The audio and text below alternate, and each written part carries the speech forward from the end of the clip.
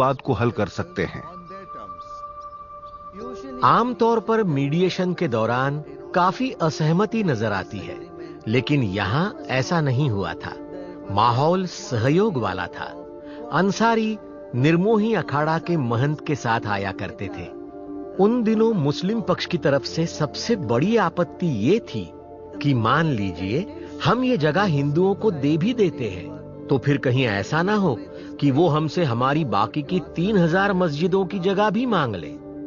यहाँ लोग बेशक इस जगह को छोड़ने को तैयार भी थे, लेकिन वो ये सोचते थे कि उनकी मजहबी किताबों में कुछ कानून ऐसे हैं जो उन्हें ऐसा करने की इजाजत नहीं देते। और मैं लोगों को ये समझाया करता था कि देखिए, राम इस देश की ज्यादातर आबादी का एक सपना है, तो हर कोई वहां राम मंदिर बनाना चाहता था। आखिरकार 9 नवंबर 2019 को सुप्रीम कोर्ट ने इलाहाबाद हाई कोर्ट के फैसले को पलट दिया और विवादित भूमि राम लल्ला को दे दी।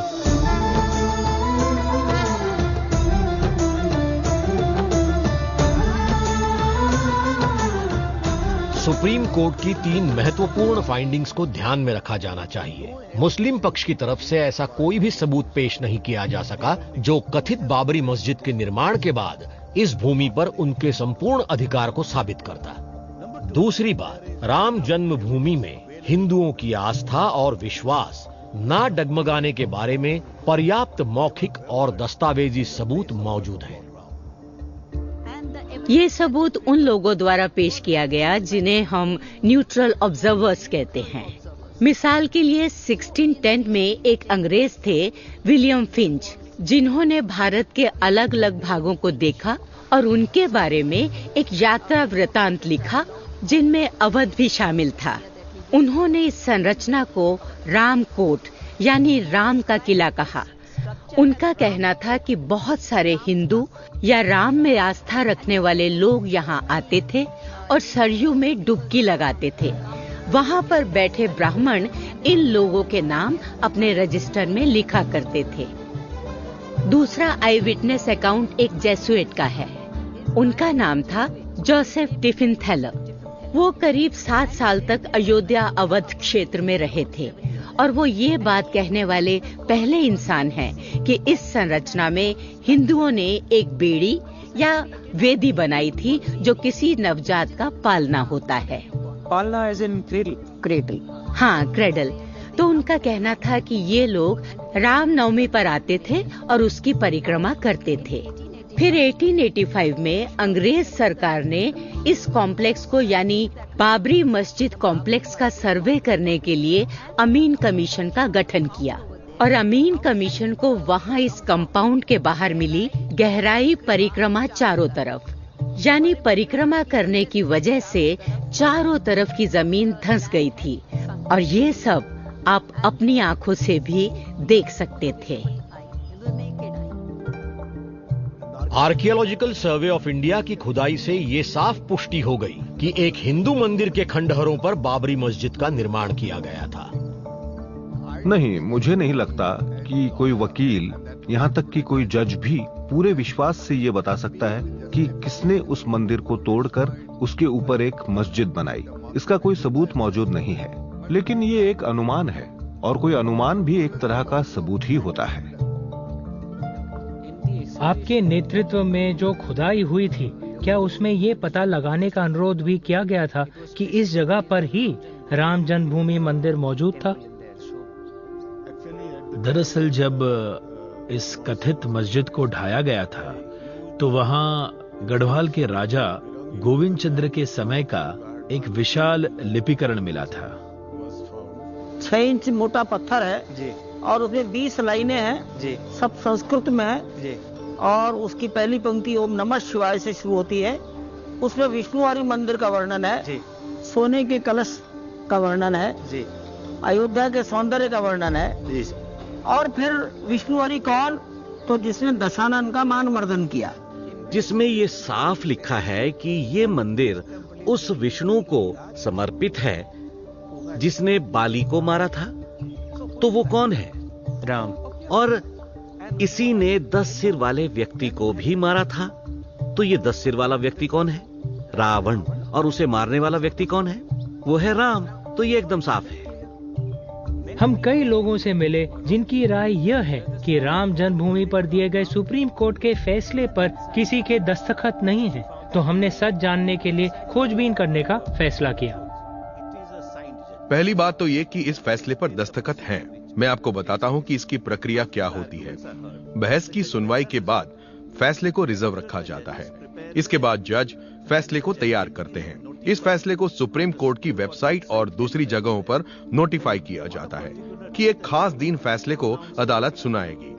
क्योंकि फैसला खुली अदालत में सुनाया जाता है, तब पक्ष भी वहां मौजूद रह सकते हैं और जिस किसी की इस मुकदमे में दिलचस्पी हो वो भी वहां रह सकता है। जैसे ही फैसला मौखिक तरीके से सुना दिया जाता है, जजेस फिर इस खुली अदालत में डायस पर ही इस फैसले पर अपने दस्तखत करते हैं। इसके बाद इस फैसले की हस्ताक्षर वाली कॉपी संबंधित अदालत की रजिस्ट्री में भेजी जाती है और वहीं रहती है। अब क्योंकि डिजिटाइजेशन का दौर आ चुका है, तो अब फैसले की तय की हुई प्रति को अपलोड किया जाता है और उस पर किसी भी जज के दस्तखत नहीं होते हैं।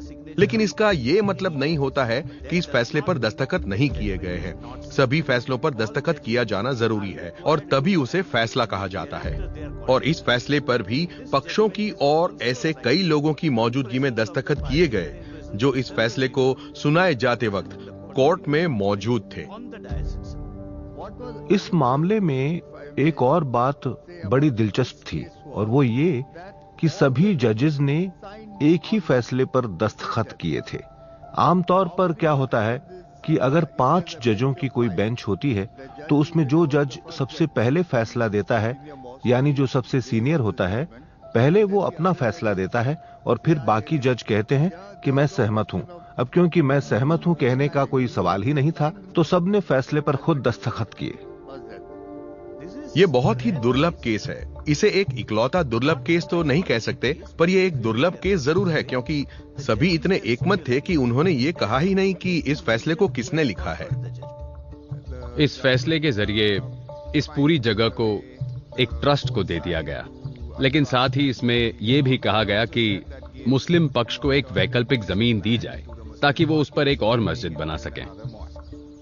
स्पेशल कोर्ट का आज का जो निर्णय हुआ है वो अत्यंत महत्वपूर्ण है और हम सब के लिए बहुत खुशी का प्रसंग है। श्री राम मेरे पिता के राजनीतिक जीवन में एक बहुत ही महत्वपूर्ण स्थान रखते हैं, तो जब उन्होंने ये देखा कि आखिरकार उनका ये सपना साकार हो रहा है तो उनकी खुशी का कोई ठिकाना नहीं था। जब प्रधानमंत्री ने इस मंदिर का शिलान्यास किया तो वो बहुत ही खुश थे। जब ये समाचार सुना, जय श्री राम कह करके हमने इसका स्वागत किया। 2019 के सुप्रीम कोर्ट के अंतिम फैसले को सभी ने शांतिपूर्वक तरीके से स्वीकारा। आपकी इस बारे में क्या राय है? मुझे नहीं पता।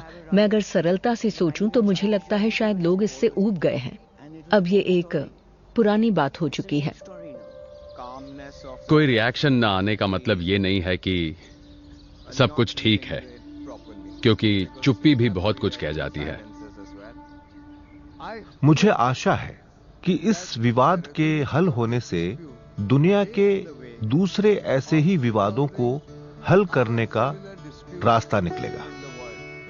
ऐसे ही दूसरे विवाद भी खड़े होंगे। हम देख रहे हैं कि ज्ञानवापी मामला दोबारा अदालत में आ गया है, तो धार्मिक प्रतिनिधियों के बीच एक राय कायम करने की जरूरत है, क्योंकि इसके अलावा तो किसी सहमति पर कैसे पहुंचेंगे हमें नहीं पता, वरना तो हम इस चक्र में फंसे ही रहेंगे। एक संभ्रांति थी, वो दूर हो गई। सभी लोग सत्य को मानना चाहते थे। सत्य सामने आ गया, सबने स्वीकार कर लिया, न कोई हारा न कोई जीता। नया राम जन्मभूमि मंदिर शिलाओं से बनाया जा रहा है। ये भारत के सभी समुदायों के लिए उनकी सांस्कृतिक मूल्यों का एक जीवंत और स्थायी पहचान बन जाएगा। हम लोगों ने तो शुरू दिन में ही कहा था कि अयोध्या में बनने वाला प्रभु श्री राम का भव्य मंदिर ये केवल मंदिर नहीं, भारत की आस्था का प्रतीक होगा, भारत का राष्ट्र मंदिर होगा, जो भारत के समग्र विकास की एक नई प्रेरणा का स्थली भी होगा। कुछ लोग इस मंदिर के बनाए जाने को नव निर्माण कह रहे हैं, लेकिन इस मंदिर के निर्माण में उपयोग की जा रही हर तकनीक नई नहीं है। सदियों पुरानी वास्तुकला का इस्तेमाल इस नए मंदिर के निर्माण में किया जा रहा है, ताकि ये मंदिर हजारों सालों तक शान से खड़ा रहे। स्वामी चाहते थे कि कम से कम 1000 साल आयु का बने, इसलिए देश में मंदिर का सर्वोत्तम वास्तुकार कौन? मैं सर्वोत्तम पर आ रहा हूं। चंद्रकांत भाई सोमपुरा, उनको वास्तुकार बनाया गया। उन्होंने सुझाव दिया स्टोन स्ट्रक्चर। कोई भी पत्थर 100-200 साल में खत्म नहीं होता है, शाश्वत है वो। इसलिए ये भी सैंडस्टोन है। राजस्थान भरतपुर जिला, इसका एक गांव है बंसी पालपुर, वहां की पहाड़ियों का पत्थर है। ये पिंक है कलर, देखने में अच्छा लगता है, पानी पड़ने से सुंदरता बढ़ती है। और जो कुछ नक्काशी है जो मंदिरों में परंपरागत होती है, इंजीनियरिंग का जो योगदान है वो योगदान है जमीन के नीचे। जरा सोचिए कि करीब 3 एकड़ इलाके में 15 मीटर की गहराई तक सारी मिट्टी को निकाला गया और उसकी जगह एक नई इंजीनियर्ड मिट्टी डाली गई। तो मंदिर की नींव कुछ इस तरह से रखी गई। मैंने कहीं पढ़ा है कि मंदिर का निर्माण इस तरह किया जा रहा है कि रामनवमी के दिन सूर्य की किरणें रामलला की मूर्ति पर पड़ेंगी। ये कैसे होगा? ये काफी दिलचस्प बात है, क्योंकि इसमें टेक्नोलॉजी के जरिए सूर्य की किरणों को परावर्तित किया जाएगा। एक रिफ्लेक्टर के जरिए ये किरणें मंदिर के गर्भगृह में दाखिल होंगी और श्री राम की प्रतिमा की ऊंचाई तक पहुंचेंगी। ये सारा काम एस्ट्रोनॉमिकल तरीके से किया गया। उन्होंने अगले 20 वर्षों के दौरान सूर्य की स्थिति की गणना की। जब रामनवमी आएगी तो दोपहर को 12 बजे के समय सूर्य की किरणों की क्या स्थिति होगी और उन्हें कैसे डायरेक्ट किया जाएगा। मैं यहां माननीय प्रधानमंत्री के दिशा निर्देशन की प्रशंसा करना चाहूंगा। उन्होंने ये सलाह दी थी कि अगर हम भगवान श्री राम के साथ साथ वाल्मीकि के प्रति भी अपना सम्मान व्यक्त करें, जिन्होंने पहली रामायण लिखी थी, तो ये बहुत अच्छा होगा। अहिल्या देवी को भी मान दिया जाना चाहिए, निषाद राज को भी मान दिया जाना चाहिए, शबरी माता को भी मान दिया जाना चाहिए।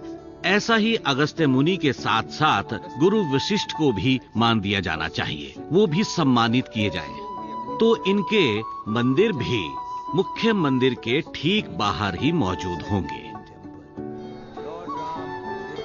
भगवान राम अपनी करुणा और समानता के जरिए न सिर्फ जनमानस के दिलों में बसे हैं, बल्कि वह एक आदर्श शासक के प्रतीक हैं। उनके शासन को राम राज्य कहा जाता है, जो प्राचीन काल से न सिर्फ भारत बल्कि पूरे विश्व में एक आदर्श है। देखिए, संत तुलसीदास जी ने मध्यकाल में एक पंक्ति लिखी, दैहिक दैविक भौतिक तापा, राम राज्य काहू नहीं व्यापा, सब नर करहे परस्पर प्रीते। यानी पूरी आदि दैविक, आदि भौतिक और आध्यात्मिक तीनों प्रकार की दुखों से सर्वथा मुक्ति जिस व्यवस्था में लोगों को दिखती हो, वह राम राज्य है। देखिए, राम राज्य की अवधारणा केवल भारत में ही नहीं है, यहाँ तक कि समुद्र पार इंडोनेशिया, मलेशिया, थाईलैंड में भी आपको आध्यात्मिक और भौतिक जीवन का मेल नजर आता है, और राम राज्य इसी को तो कहते हैं। देखिए, अयोध्या अपनी आध्यात्मिक और सांस्कृतिक विरासत को तो एक नई ऊंचाई तक ले जाने के लिए प्रतिबद्ध दिख रही है। सूर्यवंश की राजधानी है तो सोलर सिटी के रूप में डेवलप होगी। इंफ्रास्ट्रक्चर के कार्य हों, इनलैंड वाटरवे के लिए किए जाने वाले प्रयास हों, जो न केवल दिखाई देगी बल्कि स्थानीय नागरिकों के लिए वह उनके जीवन और जीविका दोनों का आधार बन जाएगी। देखिए, आने वाले समय में जो श्रद्धालु और पर्यटकों का फुटफॉल अयोध्या में होने जा रहा है, आज की तुलना में 10 गुना अधिक होगा, और उन सभी को ध्यान में रख करके ही कार्य योजना वहां के लिए तैयार की जा रही है। जिन मुख्य सड़कों से होकर तीर्थयात्री मंदिर तक जाएंगे उन सबको चौड़ा किया जा रहा है। इन कॉरिडोर्स के दोनों ओर मौजूद सभी इमारतों के अगले भाग को भी एक थीम के मुताबिक बनाया जा रहा है, जिसे हमने क्रिएट किया है। रेलवे सुविधाओं को भी बेहतर बनाया जा रहा है और जल्द ही नई ट्रेन की घोषणा की जाएगी। अगले 2 या 3 महीनों में इंटरनेशनल एयरपोर्ट भी चालू हो जाएगा। तो विचार यह है कि जब जनवरी 2024 में तीर्थयात्री यहाँ आना शुरू करेंगे तो वो शहर का ऐसा रूप देखेंगे जो उन्होंने कहीं नहीं देखा होगा। हमारी सोच यही है। गौरव जी, जब भी किसी प्राचीन शहर में इतने बड़े स्तर पर बदलाव आता है तो कहीं ना कहीं विरासत खो जाती है। इससे कैसे बचें? हमने पुराने मंदिरों और संरचनाओं की एक सूची बनाई है जिनका ऐतिहासिक महत्व है और उनकी शान और शौकत लौटाने की हम कोशिश में हैं। इनमें वो तमाम पुराने महत्वपूर्ण स्मारक शामिल हैं जिनका ऐतिहासिक, धार्मिक और आध्यात्मिक महत्व है। हम ये सुनिश्चित कर रहे हैं कि शहर का जो पुराना आकर्षण है वो खत्म न हो जाए। यहाँ आने वाले लोग आध्यात्मिकता की तलाश में आते हैं तो उन्हें वैसा अनुभव भी होना चाहिए। श्री राम जन्मभूमि पर बनने वाले मंदिर के रामलीला के विराजमान होने के ठीक पहले दीपोत्सव का कार्यक्रम अयोध्या में होगा। उस समय अयोध्या का एक भव्य स्वरूप की एक झांकी देश और दुनिया को देखने को मिलेगी और बाकी धीरे धीरे करके अगले 3 से 5 वर्ष के अंदर अयोध्या दुनिया की सुंदरतम नगरियों में से एक होगी। इसमें कोई संदेह किसी को नहीं होना चाहिए। जैसे राम का जीवन संघर्षमय था वैसे राम जन्मभूमि आंदोलन भी बड़ा संघर्षमय गुजरा है, लेकिन संघर्ष के बाद जो हर्ष लौटा, राम जी जब वापस है और राम राज्य की स्थापना हुई, तो मुझे लगता है कि वर्तमान में भी 500 साल के उस संघर्ष के बाद फिर से वही हर्ष, वही उल्लास, वही आनंद, वही उत्साह लौटा है।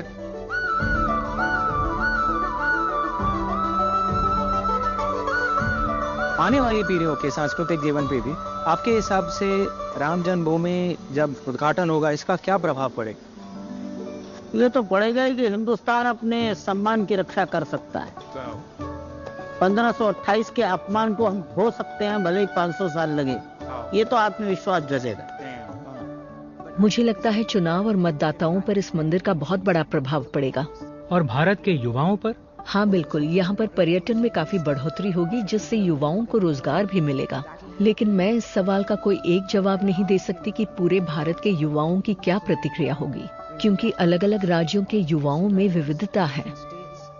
भारत की आध्यात्मिकता पुनर्जागृत होगी, लेकिन बिना दूसरे धर्मों और उनके देवी देवताओं को असम्मानित करते हुए। मंदिर बनाओ या मस्जिद बनाओ, लेकिन जो कंपैशन है वो बना रहे। और ये हर देशवासी की ये ड्यूटी है कि वो अपने देश के इतिहास को कायम रखने में मदद करे। ये एक ऐसा पल साबित हो जो भारत के सभी धर्मों के लोगों को एकजुट करे। हम भारतीयों की यही तो एक खूबी है कि हम हमेशा एक साथ रहे हैं। राजनेताओं को लगता है कि वो जो भी योजना बनाएंगे उसका परिणाम उनके हिसाब से ही होगा, लेकिन इतिहास का कालखंड काफी लंबा होता है और मुझे लगता है कि हमारे देश की ये जो गंगा जमुनी संस्कृति है, लोगों की, संस्कृतियों की और धर्मों की एक दूसरे पर जो निर्भरता है, वो बंटवारे की इस भावना से ज्यादा मजबूत साबित होगी। ये बात बहुत अच्छी है और प्रतीक रूप में तो हम राम जी को चुन सकते हैं कि वो गंगा जमुनी तहजीब के प्रतीक हैं। अयोध्या भी उसका एक बहुत बड़ा रूपक है। तो ऐसा आपको कहीं नहीं मिलेगा कि यहाँ पे रामानंदी मिले, यहाँ आपको रामानुज मिले, यहाँ आपको बैरागी मिले, यहाँ आपको कबीर पंथी मिले, यहाँ आपको जैनी मिले, यहाँ आपको बुद्धिस्ट मिले, यहाँ आपको इस्लाम में जाने वाले लोग मिले। तो मुझे लगता है कि उस रूप में अयोध्या एक समावेशी चरित्र है, उसकी उदारता है, वो सबको ले चलता है, प्लूरलिज्म का मामला है, ये यहाँ का स्वभाव है। अयोध्या में एक मंदिर होता था सुंदर सदन, उसमें हमेशा से एक मुस्लिम मैनेजर रहे। एक हिंदू मंदिर, हिंदू टेम्पल जिसके प्रबंधक एक मुसलमान manage by Muslim manager. Mumtaz Nagar गांव है जहाँ पे हिंदू और मुस्लिम मिलकर रामलीला बनाते हैं, बल्कि मुस्लिम पात्र होते हैं रामलीला के। और मैं कहूँगा कि ऐसे वक्त में पूरी अयोध्या राममय हो जाती है और वहाँ कोई जात और धर्म ये सब बातें आती नहीं। स्वामी हरिदास जी ने तानसेन मियाँ को सिखाया, या उस्ताद अलाउद्दीन खान साहब ने पंडित रविशंकर को सिखाया। तो हमारी ये जो संस्कृति है ये कायम रहे। यहाँ पे जो शहाना, जो बन्ना, जो सेरा भगवान का गाया जाता है। बहुत सुंदर एक गीत गाया जाता है विवाह का, सिया रानी का अचल सुहाग रहे, राजा राम के सिर पर ताज रहे। ताज कहाँ से आया? ये मुकुट या किरीट नहीं गाया जाता, और सिया रानी का सुहाग की बात होती है। अब ये जो भाषा है जो उर्दू की गलियों से निकल के आती है, और जाती कहाँ है? मठ मंदिरों में जाती है, गर्भगृह में जाती है, जगमोहन में जाती है, आरती के समय जाती है, पूजा के समय जाती है, अष्टयाम सेवा के समय जाती है। तो परंपरा में आप कहाँ क्या कर सकते हैं? परंपरा में तो हमेशा आत्मसात करने की, सबको लेके चलने की, जो कुछ अच्छा है वो हमारा है, वो सबका है।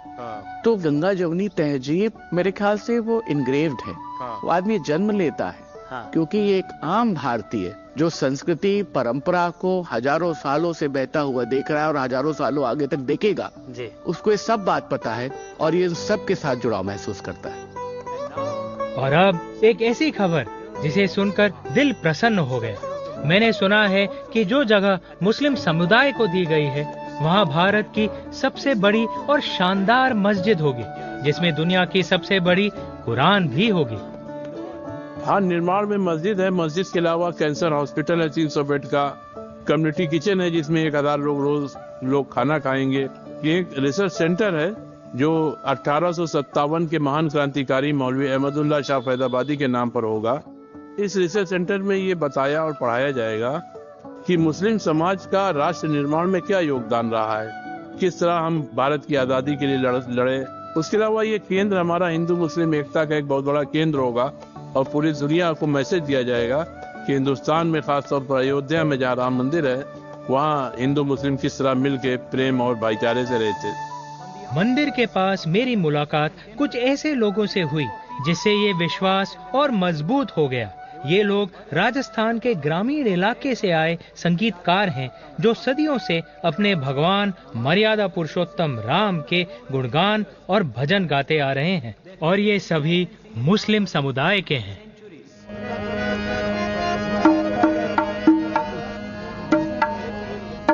ये लंगा मंगनिया समुदाय ये जन्म से लेकर बुजुर्ग तक के भजन राम के नाम के गाकर अपना 15 पीढ़ियों से जीवन यापन करते आ रहे हैं।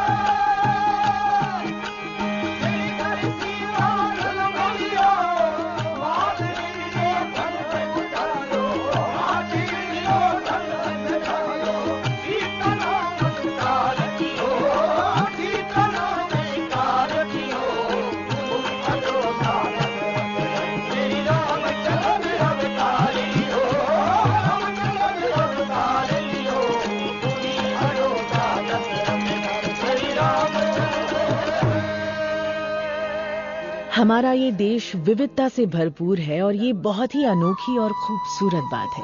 मुझे उम्मीद है कि एक दूसरे की आस्था को झेलने को लेकर नहीं, बल्कि रोज बरोज उनकी विविधता का आनंद लेने के प्रति सहमति बढ़ती जाए। आप मेरी आस्था को और मैं आपकी आस्था को भला क्यों झेलूं?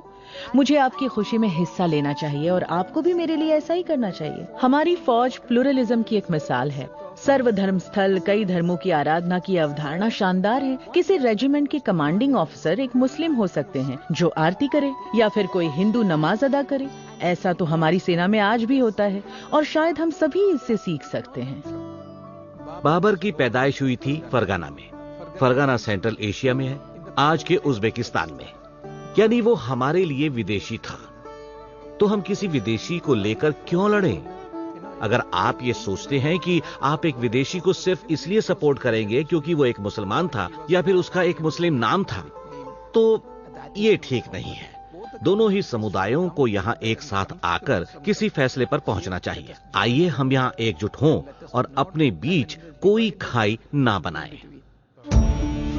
तो श्री राम मर्यादा पुरुषोत्तम उस सब का प्रतीक है जो सही है, जो हमारा कर्तव्य है। और इस समय हमारा कर्तव्य है कि हमारे इस लोकतांत्रिक देश में अनेकता में एकता को बरकरार रखें। कलकत्ते के हेमेंद्र चंद्र सेन अगर अच्छा सरोद नहीं बनाएंगे तो मैं बजाऊंगा कैसे?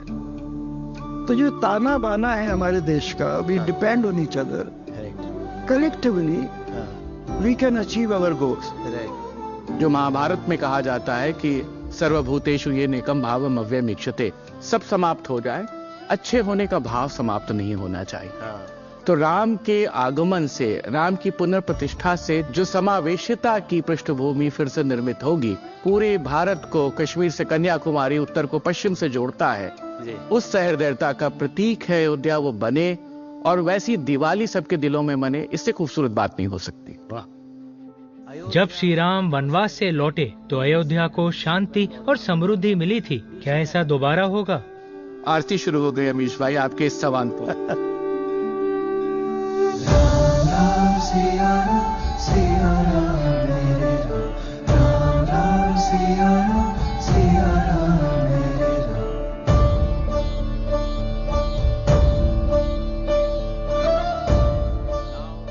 अब जब मंदिर और मस्जिद दोनों का निर्माण हो रहा है तो क्यों ना हम एक दूसरे को दिए गए जख्मों को भरें और मिलकर एक दूसरी दिवाली मनाएं, क्योंकि जब हम सब भारतीय एक हो जाएंगे तो ऐसी कोई ताकत नहीं जो हमें हरा सके।